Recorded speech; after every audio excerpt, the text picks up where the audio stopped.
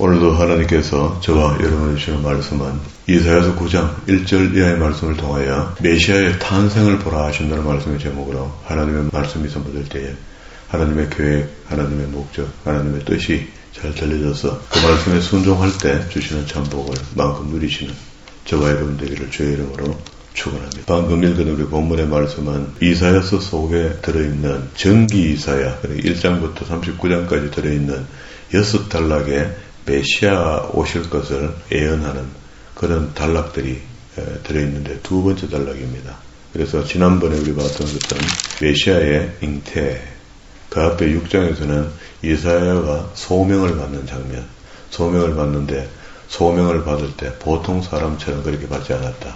가서 그들을 회심해서 내게로 돌아오게 하라 이렇게 한 것이 아니고 알아듣지 못하도록 전해서 구원받지 못하도록 해라 하는 그런 하나님의 메시지가 있었는데 선지자 이사야는 그것을 잘 알아들었다.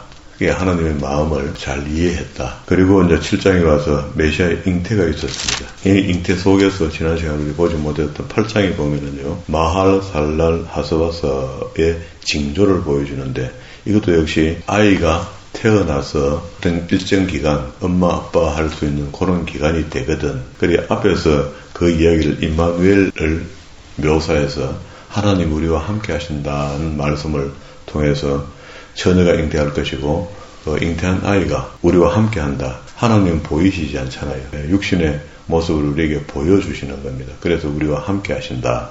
그런 이야기고요. 그리고 이제는 그가 부활의 사명을 다 감당하고 하나님 우편에 앉아 우리를 위해 기도하실 때 성령께서 이제 전적으로 우리와 함께 하신다. 내주하여 함께 하신다. 그리고 이제 하나님의 징조를 이야기하니까 그 징조를 불신하는 유다를 하나님 심판하시겠다. 이렇게 했는데요. 하나님의 말씀이 우리에게 보여지고 들려지고 공부해지면은요, 그 말씀에 순종하는 것이 복이 되는 것이지, 듣기만 하고 순종 안 하면은 아무 소용이 없습니다. 여기도 역시 임마누엘의 징조를 이야기해 주는데, 유다 백성들은 들은 척만 척도 안 하고, 그냥 콧방귀나 끼고 돌아섰다. 그런 말이죠. 지금도 역시 똑같습니다. 강단에서 선포되는 말씀들이 말씀으로 믿어지면은 순종이 따라오면은 복이 되겠죠. 그리고 이렇게 하니까 그러면 한 번 더 이야기할게. 그래서 이제 마할 살랄 하스바서라고 했고 이 징조를 다시 한번 이야기했는데 이 징조의 핵심은 4절입니다. 이는 이 아이가 내 아빠 내 엄마라고 부를 줄 알기 전에 다메섹의 재물과 사마리아의 노량물이 아수르 왕 앞에 옮겨질 것임이라 이렇게 했습니다. 그러면은 북왕국 아람 이 두 나라가 앞으로 잉태된 아이가 태어나서 엄마 아빠 갈 정도 되면은 뭐 2살 3살이잖아요. 한 3년 4년 안에 이런 일이 벌어지는데 다메섹과 아람 나라죠. 사마리아 북왕국이죠. 그리고 노량물이 아수르 왕 앞에 옮겨진다는 것은 아수르를 통해서 멸망한다. 이걸 징조로 내놨습니다. 그런데 우리 역사를 앞뒤를 다 보고 있으니까 나중에 북왕국이 열왕기하서 16장 17장에 넘어가면서 멸망하잖아요. 그러면서 다시 5절에요. 여호와께서 다시 내게 말씀하여 이르시되 또 다른 징조를 보여주는데 다시 앞에 첫 번째 징조를 처녀가 잉태의 아들을 낳으니 임마누엘이라 했는데 임마누엘의 징조를 한 번 더 설명합니다. 6절에 이 백성이 천천히 흐르는 실로와 물가를 버리고 르신과 르말리아의 아들을 기뻐했다. 그게 다른 나라 신들을 더 기뻐했다. 하나님의 백성들이. 그래 하나님이 더 속이 상하는 거죠. 그러므로 주 내가 흉흉하고 창이란 큰 하수 곧 아수르 왕과 이게 창이란 하수가 밀려오면은 싹 쓸어버리잖아요. 쓸어버리는데 그 창이란 물을 아수르 나라로 언유한 거죠. 언유법을 쓴 거죠. 비유한 겁니다. 그래서 아수르 왕과 그의 모든 위력으로 그들을 덮을 것이라. 그 모든 골짜기에 차고 모든 언덕에 넘쳐 흘러 유다에 들어가서 가득하여 목까지 미치려니 임마누엘이여 그가 펴는 날개가 내 땅에 가득하리라 하셨느니라. 그러면 이제 이렇게 심판하는 것이 오히려 이들에게는 사는 길이라는 겁니다. 왜 그러냐면 하나님의 심판 끝에는요 구원이 따라오거든요. 구원이 따라오는데 그냥 구원이 아니고 남겨온 자에 대한 구원입니다. 그러면 우리가 심판을 잘 받으면은 심판받은 사람 중에 그 중에 살아남은 사람이 있는데 그 목숨만 부지하는 사람 말고 이게 하나님의 심판인 것을 알고 회개하고 자복하고 하나님께로 돌아오는 사람, 아니면은 믿음으로 준비된 사람들이 있습니다. 그걸 보고 지금 우리는 택한 백성이라 이렇게 이야기를 하죠. 에베소서에서 그것을 예정하사 창세 전에 그런 사람들을 예정해뒀다는 겁니다. 우리 장로교는 예정론을 이야기하잖아요. 그래서 예정된 사람은 꼭 구원받도록 돼 있다. 천국에 갔더니 예정 안 된 사람은 하나도 없더라는 겁니다. 그럼 다시 이야기하면 이렇습니다. 교회에 돌아있긴 하지만 하나님의 예정에 의한 구원에 이르러 믿음 생활을 하는 사람이 있고, 예정도 없는데 교회가 좋아서 나와 있는 사람도 있거든요. 그리고 또 자기 속에 탐심이 있어서 천국 가야 되겠다 하는 그런 마음만 갖고 교회와 앉아있는 사람도 있습니다. 이걸 보고 착각이라 하죠.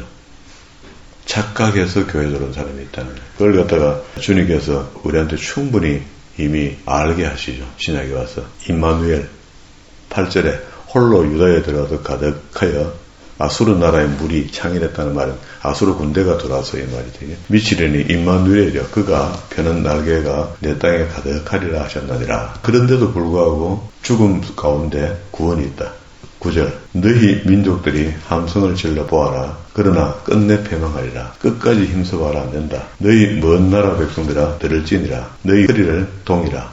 그러나 끝내 패망하리라. 너희 허리에 띠를 띠라. 그러나 끝내 패망하리라. 허리띠를 띈다는 것은 뭘 준비한다, 뛰어간다 이런 것들을 이야기하는 거잖아요. 그런 모습이잖아. 그렇게 해도 안 된다. 10절 너희는 함께 계획하라. 그러나 끝내 이루지 못하리라. 말을 해보아라. 끝내 시행하지 못하리라. 이는 하나님이 우리와 함께 계심이라 하는데 10절에 너희는 함께 하고 너희는 두 나라죠. 아람 나라하고 북왕국. 이게 도모하는 것이 결국 아수르 나라가 내려와서 패망하게 하겠다.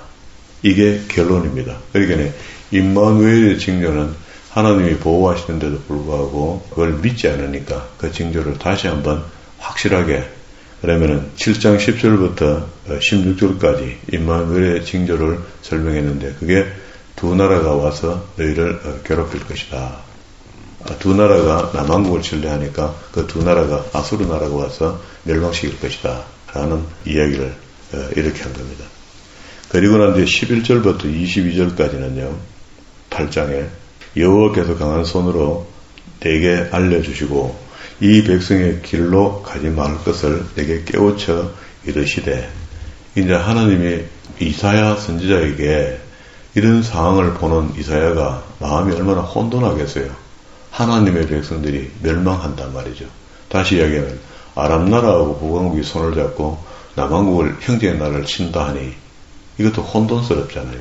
이런 일이 있을 때 이 백성이 반역자가 있다고 말하여도 너희는 그 모든 말을 따라 반역자가 있다고 말하지 말며 그들이 두려워하는 것을 너희는 두려워하지 말며 놀라지 말고 만군의 여호와 그가 그를 너희가 거룩하다 하고 그를 너희가 두려워하며 무서워할 자로 삼아라. 그러니까 북왕국하고 아람 나라를 두려워하는 것이 아니고 이때 연합군이 되어서 남왕국을 치러 오는 그걸 두려워하는 것이 아니고 진짜 두려워할 자는 누구래요? 여호와 그를 이렇게 그를 두려워하라는 거예요. 하나님을 두려워하라. 이게 신명기 31장 9절과 13절의 말씀에 어린 아이들에게까지 성경을 읽히고 가르쳐서 하나님 경외하기를 가르치라는 말은 어른들이 먼저 하나님을 두려워하는 마음을 가지고 자녀들에게 하나님을 경외하게 가르쳐라 이런 말이죠. 그리고 우리도 역시 우리가 하나님을 경외할 줄 알아야 되는 거죠. 하나님께 대한 두려움이 있어야 되는 거죠. 그리고 난 뒤에 우리 배운 성경들을 후손들에게 가르쳐 주는 겁니다. 14절에 그가 성소가 되시리라. 그러나 이스라엘의 두 집에는 걸림돌과 걸려 넘어지는 반석이 되실 것이며 그리고 결국 하나님이 우리가 받을 때는 세상의 다른 나라 신들처럼 맨날 주겠다, 돕겠다, 함께 하겠다 하고 유화적으로 이야기를 하지만 하나님은 심판하시겠대요. 자꾸. 그런데 나중에 결론적으로 보면 그 심판이 우리에게 유익하다는 겁니다. 왜? 그런 환란이 우리에게 올 때에 알곡과 쭉정이가 갈라지거든요. 이게 요한계시록을 보면 인재앙과 나팔재앙 사이에 이 지판으로 쾅쾅 친단 말이죠. 그럼 지진이 일어나고 하늘에 별이 떨어지고 난리가 날 때 그런 혼돈이 올 때에 진짜 믿음이 살아남는다는 겁니다. 가짜는 가짜대로 다 죽고 진짜 믿음이 있나 없나 할 때 그렇게 고른다는 겁니다. 채 고르듯이 그렇게 하겠다. 그러면은 반석이 되실 것이며 예루살렘 주민들에게는 함정과 올무가 되시리니 거기에 많은 사람이 있을지라도 채를 치면은 알곡 남고 양 남고 이렇단 말이에요. 15절 많은 사람들이 그로 말미암아 걸려 넘어질 것이며 부러질 것이며 덫에 걸려 잡힐 것이라. 어디에 걸린다고요? 하나님의 덫에 걸린다는 겁니다. 16절 너는 증거의 말씀을 삼으며 율법을 내 제자들 가운데서 봉함하라. 이사야에게 하나님께서 주시는 모든 말씀들을 이사야는 알아듣지 못하도록 전하는 게 사명인데 이사야에게 하나님이 당부하는 것은 주신 말씀들을 전부 다 봉함하라 하는 거죠. 알아듣지 못하도록 이렇게 하라는 거죠. 이제 야곱의 집에 대하여 얼굴을 가리시는 여호와를 나는 기다리며 그를 바라보리라. 보라 나와 및 여호와께서 내게 주신 자녀들이 이스라엘 중에 징조와 예표가 되었나니 이는 시온산에 계신 만군의 여호와께로 말미암은 것이라.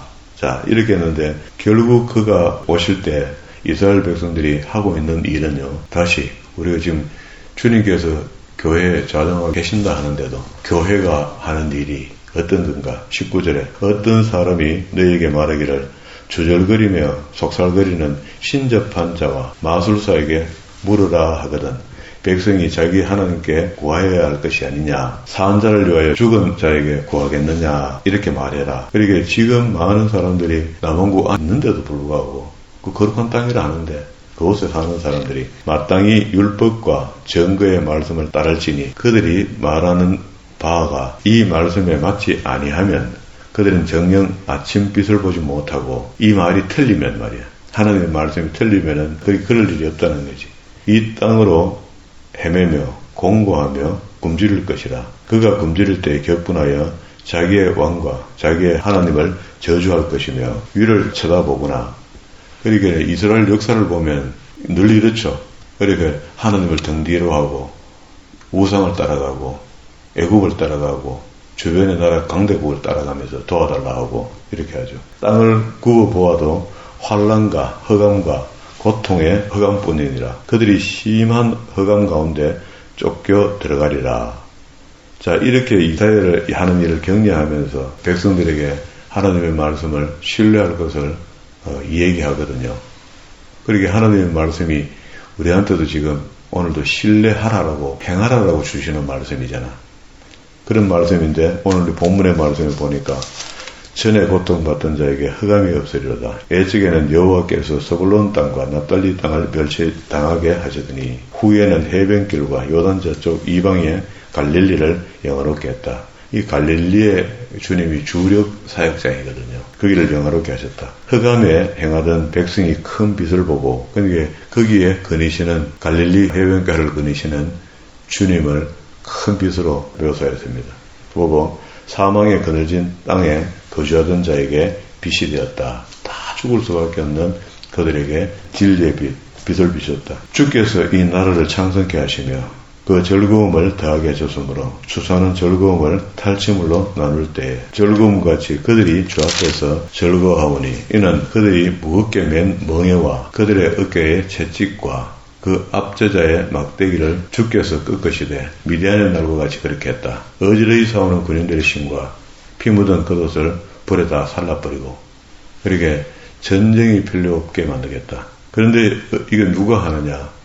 예수님을 지칭하는 거죠. 이는 한 아이가 우리에게 낳고 아까 그 갈릴리를 거니시는 분 한 아들이 우리에게 주신 바 되었는데 그의 어깨에는 정사를 맸다. 모든 죄를 다 짊어졌다. 그의 이름은 기묘자라 묘사라 전능하신 하나님이라. 성자 하나님을 이야기합니다.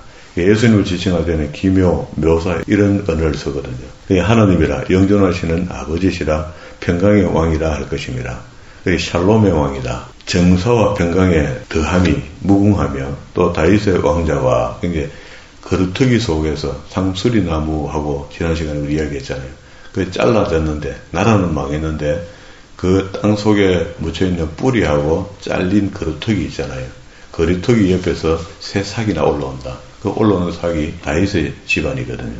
그래서 다윗의 왕자와 그의 나라에 군림하여 그 나라를 굳게 세우고 지금 이후로 영원히 정의와 공의로 그것을 보존하실 것이라. 만군의 여호와의 열심히 특심히 이런 말입니다. 열심히 이를 이루시는데, 그러면은 그 당시의 백성들에게는 오실 예수님을 지금 표현했거든요. 그가 오셔서 무슨 일을 하실 것이고 갈릴리 해변을 걸으시면서 빛을 비추실 것인데, 그런 일을 하시고 우린 그 뒤에 2000년이 흘른 뒤에 우리가 지금 이 책을 보고 있잖아요.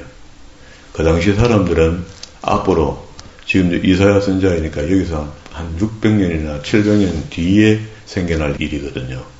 그 일이 지금 여기에 한 700년 되니까 그게 오래 후에 오실 메시아에 대한 이야기를 성경에 이사야를 통해서 했으니 어떤 일이 이루어질 줄 이 사람들은 이 예언의 말씀을 그냥 선지자는 믿고 기록하겠고 봉함했고, 그 당시 백성들은 선지자의 말을 안 듣죠. 안 들으니까 우리는 이것을 이제 확인할 수 있잖아요. 마태복음 25장 31절에 예수님이 오실 때 아까 우리 앞에 있는 말씀을 뭘 찾으려면 내가 올 때에 믿음 있는 자를 보겠느냐 이 말씀을 하시거든요. 그게 내가 올 때 믿음 있는 자를 보겠느냐라고 한다는 것은 주님께서 심판주로 오실 때 그 큰 빛이 오신 그 빛이 말이야. 예수님이 초림 당시에 내가 다음에 재림 때 올 때 되면은 내 백성이 있는 곳에 내가 먼저 찾을 것 아닙니까? 그곳이 교회거든요. 그래서 몸된 교회인데, 몸된 교회에 올 때에 믿음 있는 자를 보겠느냐. 이뿐만 아니고 세상 모든 사람들 속에 믿음 있는 자를 보겠느냐. 여기 2000년 전에 믿음의 씨를 던지고 가셨잖아요. 그런데 지금도 믿는 사람은 믿고 안 믿는 사람은 안 믿는데, 여기 25장 31절에 그는 교회 안에 어떤 상황이 되어 있느냐. 인자가 자기 영광으로 모든 천사와 함께 올 때에 재림되죠. 자기 영광의 보좌에 앉으리니 마태복음 25장 32절 모든 민족을 그 앞에 모으고 각각 구분하여 목자가 양과 염소를 구분한 것 같이 양은 오른편에 염소는 왼편에 두리라. 그때 임금이 오른편에 있는 자들에게 이르시되 내 아버지께 복을 받은 자들이여 이랬어요. 지금 우리가 교회 안에 있으면서 내가 양인지 염소인지 다른 사람은 분별할 거 없습니다. 스스로를 말씀으로 비춰서 내가 양인지 염소인지 가끔씩 머리를 안 만져봐요. 뿔이 달렸으면 그건 염소다. 예, 뿔이 이제 성능이 있잖아요. 남을 떠받을 수 있고 자기를 보호할 수 있겠죠. 그런데 양은 스스로 보호하지 못하니까 목자가 필요한 겁니다. 하나님의 도우심이 필요한 거죠. 그러니까 우리가 입이 발라서 내가 입으로 방어할 수도 있고 힘이 있어서 완력으로 남을 방어할 수 있기도 하지만 힘이 없으면 더 강해지는 것이 하나님이 임마누엘 우리와 함께하기 때문에 그렇다. 더 강해진다. 내 아버지께 복받을 자들이여 나와서 창세로부터 너희에게 에베소서에서 이야기했던 창세 이전에 이런 말입니다. 창세로부터 너희를 위하여 예비된 날을 상속받으라. 내가 추릴 때에 너희가 먹을 것을 주었고 목마를 때에 마시게 하였고 나그네 되었을 때 영접하였고 거룩한 성도의 삶이라는 게 이걸 이렇게 이야기하는 겁니다. 예수님이 보셨을 기준이 이거단 말이에요. 헐벗었을 때에 옷을 입혔고 병들었을 때에 돌아보았고 옥에 갇혔을 때에 와서 보았느니라. 이런 이야기를 하니 예수님의 제자들이 듣고 답답하죠. 우린 그런 적도 없는데. 이에 의인들이 대답하여 이르되 주여 우리가 어느 때 주께서 줄이신 것과 줄이신 것을 보고 음식을 대접하였으며 목마르신 것을 보고 마시게 하였나이까. 38절 어느 때 나그네 되신 것과 헐벗으신 것을 보고 옷을 입혔나이까. 39절 어느 때 병드신 것이나 옥에 갇힌 것을 보고 가서 배웠나이까. 이렇게 물었습니다. 임금이 대답하되 그 임금은 은유했으니까 예수님을 이야기하는 거죠. 예수님이 대답하여 이르시되 내가 진실로 너희에게 이르노니 너희가 여기 내 형제 중에 지극히 작은 자 우리보다 연약하고 힘이 없는 사람을 섬긴 것 그거 이야기합니다. 하나에게 한 것이 곧 내게 한 것이라. 이렇게 되면은 이 땅에 남아있는 사람들에게 내가 올 때 믿음인 자를 보겠느냐 이 말은 이런 일을 하는 사람이 없다는 겁니다. 그게 선지자의 강령이라 이렇게 할 때 구약에서 가장 어떤가 하는 말씀이 하나님 사랑하는 거거든요. 신명기 6장 5절. 그런데 이 6장 5절 말씀이 신약으로 와서 질문에 의해서 예수님 대답하시기를 그거 맞다. 강령 맞다. 내가 이야기한 거 맞다. 맞는데 내가 다시 이야기해 줄게. 네 이웃에게 했던 그 행동이 내게 하는 행동이다. 하나님 사랑하는 거다. 여기도 똑같은 이야기죠. 그러면은 밑에 이야기합니다. 그러면서 41절에 왼편에 있는 자들에게 이르시되 저주를 받은 자들아 나를 떠난 마귀와 그 사자들을 위하여 예비된 영원한 불. 영원한 불 어디요? 지옥, 무저갱. 내가 줄일 때에 너희가 먹을 것을 주지 아니하였고 목마를 때 마시게 하지 아니하였고 나그네 되었을 때 헐벗었을 때 병들었을 때 갇혔을 때 돌아보지 않았다. 44절 그들도 대답하여 이르되 주여 우리가 어느 때에 주께서 줄이신 것이나 목마르고 나그네 헐벗고 병든 것 갇힌 것 보고 공양하지 아니하옵니까? 45절에 이에 임금이 대답하여 이르시되 내가 진실로 너에게 이르노니 지극히 작은 자 하나에게 하지 아니한 것이 곧 내게 하지 아니하는 것으로 표현했습니다. 그럼 그렇게 하라는 거잖아요. 결론 그들은 영벌에 의인은 영생에. 그러면 그들은 누구? 염소, 양, 명쾌합니다. 이게 25장에 들어있다는 것은 마태의 종말론이거든요. 종국에 주님께서 오셨을 때의 상황을 이렇게 정리했습니다. 그러면 이제 어느 정도 정리가 된 거죠. 누가복음이에요. 누가복음 한 거. 누가복음 18장. 말씀은 그냥 아는 것을 내가 설교 속에 이야기하고 지나가는 것도 그 말씀을 나눈 거지만 찾아보고 선포하고 읽는 것 이거 아주 중요합니다. 한 가부와 재판관에 대한 비유를 하면서 2절에 이르시되 어떤 도시에 하나님을 두려워하지 않고 사람을 무시하는 한 재판관이 있는데 하면서 이 이야기를 비유로 이야기하면서 7절에 하물며 하나님께 밤낮 부르짖는 택하신 자들의 원한을 아무나 기도한다고 다 들어주는 것이 아니고 하나님의 택하신 백성의 기도를 이런 말입니다. 원한을 풀어주지 아니하겠느냐? 그들에게 오래 참으시겠느냐? 결론 8절 내가 너희에게 이르노니 속히 그 원한을 풀어주시리라. 그러나 그게 이 땅에 이런 재판관이 있고 그 재판관 앞에 서 있는 억울한 사람이 탄원하는 것 신원하는 것 이런 것들을 하나님께서 관습도 하시는데 그러나 그런 관습할 만한 사람이 과연 있겠나? 인자가 올 때에 세상의 믿음을 보겠느냐 하시니라. 그게 주님이 오실 때가 되면은 그의 믿음이 다 동이 난다. 동이 나서 구원받을 사람은 다 구원받고 저주받을 사람은 다 저주받고 이미 인재앙 나팔재앙으로 다 끝이 나는 겁니다. 그래서 마지막 7번째 나팔이 불 때에 휴거되든지 땅에 남든지 땅에 남아서 대접재앙과 마무리 땅에 남아있는 사람들의 힘보다 심판을 받고 이제 지옥으로 갈 것인가 뭐 땅 나라면 갈 곳이 없는 거죠. 남아있는 사람들은 대접재앙을 받고 지옥으로 간다. 이렇게 이야기를 신약에서 예수님이 오셔서 말세 지말에 재림 때 내가 오면 이런 일이 일어날 것이다 라고 이야기했는데 오늘 우리 본문의 말씀에서 그 한 아이가 태어나갖고 그를 갖다가 우리는 임마누엘을 했고 우리와 함께 하시는데 그가 오시면은 이런 일들을 하신다라고 이야기를 하는 겁니다. 그러니 이 비밀의 말씀을 그때도 주님 오신 것도 아니고 오시기 전에 한 700년 전에다가 이제 그 이후에 2000년이 흘른 우리가 지금 읽었을 때 이 두 가지 사건을 지금 다 봤잖아요. 이게 이사야가 이야기했을 예언할 당시에 700년 후에 초림 때 주님이 오셔서 이 말씀을 하셨고 하신 이 말씀이 다시 재림 때 또 이루어진다라고 이야기를 하는데 우린 그 공간 속에 있거든요. 말세의 공간 이 속에 있는데 그러면은 지난번 BC 주전 700년경에 이사야를 통해서 했던 말씀이 초림 때 서기 30년 때의 말씀으로 다시 확인시켜 줬죠. 확인시켜 준 게 언젠가는 알 수 없지만 하나님만 아시는 고유한 날 그날에 오시면은 이런 일은 벌어진다 라고 이야기했는데 앞에 게 맞았으니까 뒤에 것도 또 맞겠죠. 반드시 뒤에 것도 이루어진다는 겁니다. 우리 믿는 사람은 그걸 믿는 거죠. 그러기 때문에 내 성질대로 못 사는 겁니다. 그러기 때문에 겸손한 사람으로 사는 겁니다. 그렇기 때문에 그리스도를 닮아가는 삶, 온유한 삶을 사는 겁니다. 이 말 저 말 다 못하는 거죠.